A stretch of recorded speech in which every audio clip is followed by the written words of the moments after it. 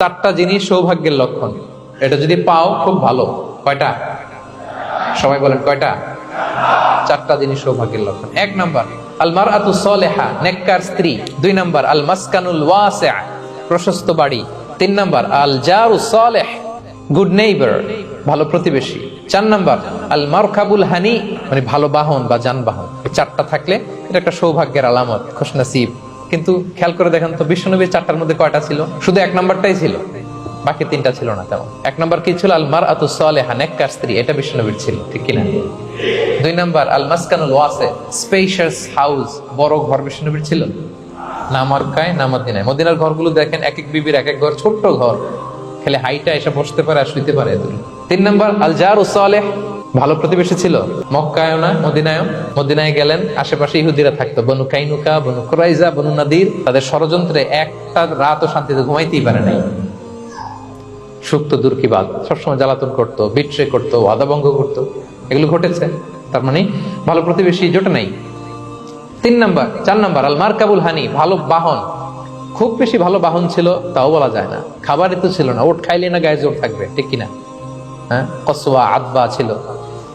তার মানে বাহন ছিল চালানোর মতো, কিন্তু খুব বেশি ভালো বাহন যে ছিল এমন নয়। তাহলে চারটার মধ্যে বিষ্ণু পেয়েছিলেন কয়টা? একটা। কিন্তু মা আয়েশার ঘরের ভেতরে সুখ আর সুখ, কিছু নাই। একটা মশক, পানি খাওয়ার, রুটি বেলার একটা জাজিম, এমন জাজিম, খেজুর পাতার চাটাই দিয়ে জাজিম। বিষ্ণুনবী সেখানে শুলে চাটাইয়ের দাগ পিঠের মধ্যে লেগে যেত। মাদুর বা চাটাই চিনেন আপনারা? বাংলাদেশে দেখেননি? ওই চাটাইয়ের মধ্যে বিষ্ণুনবী শুয়ে পড়লে, ঘুম থেকে উঠলে ওই চাটাইয়ের দাগ পিঠের মধ্যে বসে যেত। কিন্তু ঘর ভরা সুখ আর সুখ।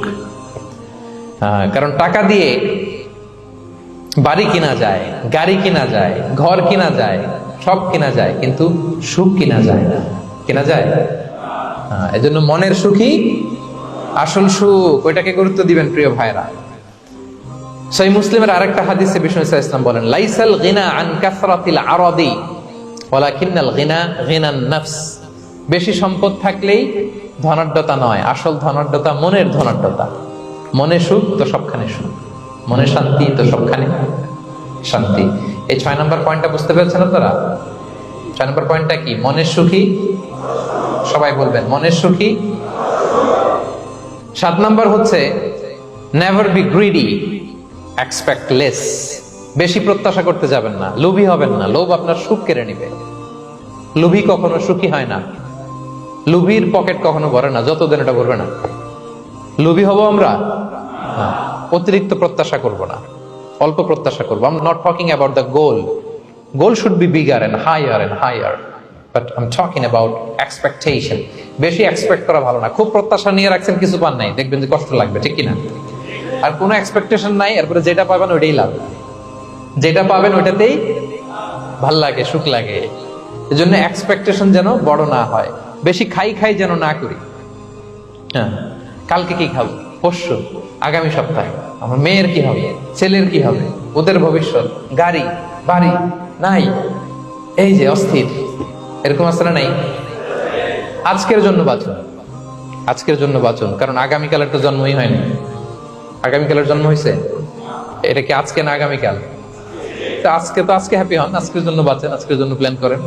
আগামীকালের তো জন্মই হয় নাই। কালকে সকালে সানরাইজের পরেই না আগামীকালের জন্ম গ্রহণ হবে, ঠিক কিনা বলেন? তাহলে প্রত্যাশা কমান, হ্যাপি হবেন আপনি।